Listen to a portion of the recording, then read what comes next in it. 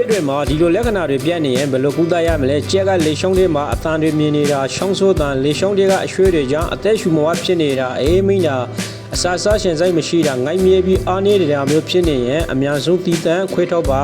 ရှားပြင်ဘက်မှာတီးရှာနေရမှာထားပေးပါယောဂဖြစ်နေတဲ့ကျက်ကိုမြင်ရှင်းတခြားကျက်တွေနဲ့ရိုးမထားပဲရှင်းတီးတန်းခွေးထောက်ထားရပါမယ်ဒါမှတခြားကျက်တွေကိုယောဂမကူးဆက်မှာဖြစ်ပါတယ်ဒီလိုမျိုးယောဂဖြစ်နေတဲ့ကျက်တွေကိုကုသရမှာဒိုဇီဆိုးဆေးကိုအသုံးပြုနိုင်ပါတယ်ထိုင်းဘက်ကရှံတွေမှာတော့ဒိုဇီဆိုးဆေးကိုအသုံးပြုကြတာများပါတယ်တချို့ကတော့ဗီတာမင်ဆေးကိုလည်းသုံးကြပါတယ်ဒိုဇီဆိုးဆေးဟာအလွန်ကောင်းမွန်တဲ့ဆေးဖြစ်ပါတယ်ဒိုဇီဆိုးဆေးကအခြားသောဆေးတွေထက်ပိုပြီးအာနိသင်ကျေပြန့်ပါတယ်ဒီဒိုဇီဆိုးဆေးကိုရွှေရွှေအသုံးပြုဖို့အကြံပြုရတဲ့အကြောင်းကသူကယောဂအမျိုးမျိုးကိုအခြားဆေးတွေထက်ပိုမိုကုသနိုင်လို့ဖြစ်ပါတယ်သူကအသက်ရှူလမ်းကြောင်းပိုးဝင်တာအစာအိမ်နဲ့ဥလမ်းကြောင်းပိုးဝင်တာဒါတွေအလုံးကိုကုသနိုင်ပါတယ်ပြီးတော့ဝမ်းရှိုးတာအဖြူအစင်းရောင်ဝမ်းသွားတာသို့မဟုတ်ဝမ်းကိုက်တာဥယုံငန်းဖြောကျက်ကာလဝမ်းယောဂတောက်ကွေးယောဂစတာတွေကိုပါကုသနိုင်ပါတယ်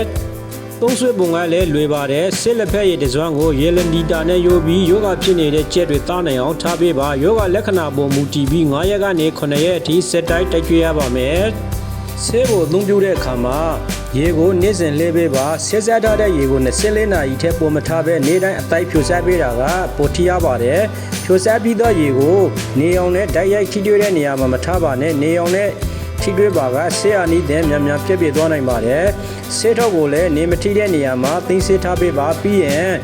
ကျက်တွေကိုလည်းနွေးထွေးထားပေးပါကျက်နာနေတဲ့အချိန်မှာလေစိမ့်မတိုက်အောင်နဲ့နွေးထွေးတဲ့နေရာမှာထားပေးဖို့လိုအပ်ပါတယ်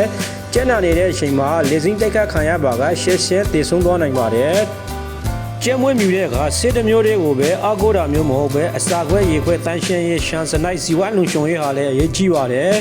တခြားကျက်တွေကိုလည်းကာကွယ်တဲ့အနေနဲ့အနာဂတ်ပတ်ဝန်းကျင်ကိုပိုးသားဆေးဖြန့်ပေးသင့်ပါတယ်